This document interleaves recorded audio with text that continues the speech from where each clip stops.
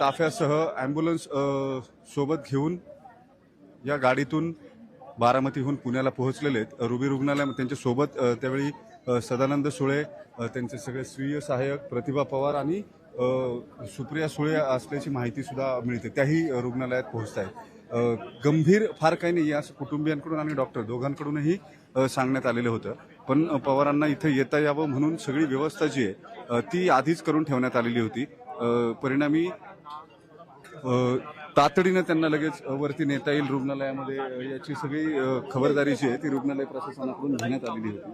आणि सगळे कार्यकर्ते जे आहेत ते सगळे कार्यकर्ते आपण पाहतोय, सगळे कार्यकर्ते आपण पाहतोय आणि सहकारी या सगळ्यांना वरती नेलं जाईल.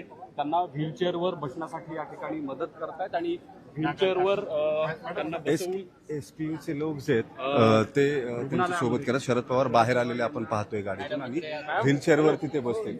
या व्हीलचेअरवरून त्यांना वरती दवाखान्यामध्ये नेलं जाईल. तब्येत जी आहे ती काहीशी खराब झालेली होती, त्यामुळे रुग्णालयाच्या 5व्या मजल्यावरती व्हीलचेअरवरती बसवून शरद पवार यांना नेलं जात आहे आपण पाहतोय.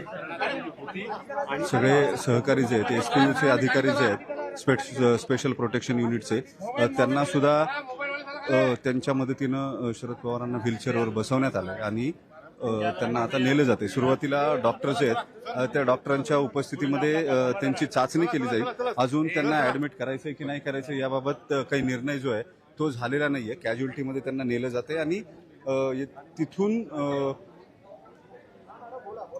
उपचारासाठी त्यांना वरती नेलं जाईल. डॉक्टर्स जे आहेत ते कॅज्युअल्टीमध्ये उपस्थित आहेत आणि तिथून सगळी उपचार जे आहेत पुढचे निर्णय जे आहेत वैद्यकीय निर्णय जे आहेत ते घेतले जातील.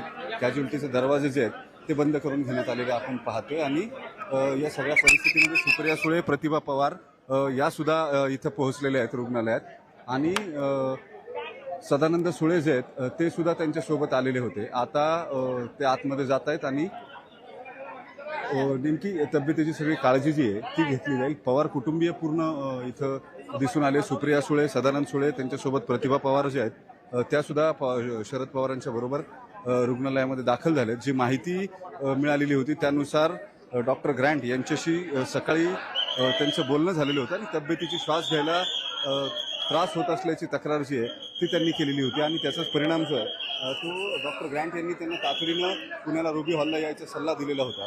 इथं त्यांच्यावरती MD मेडिसिन असलेले डॉक्टर अभिजित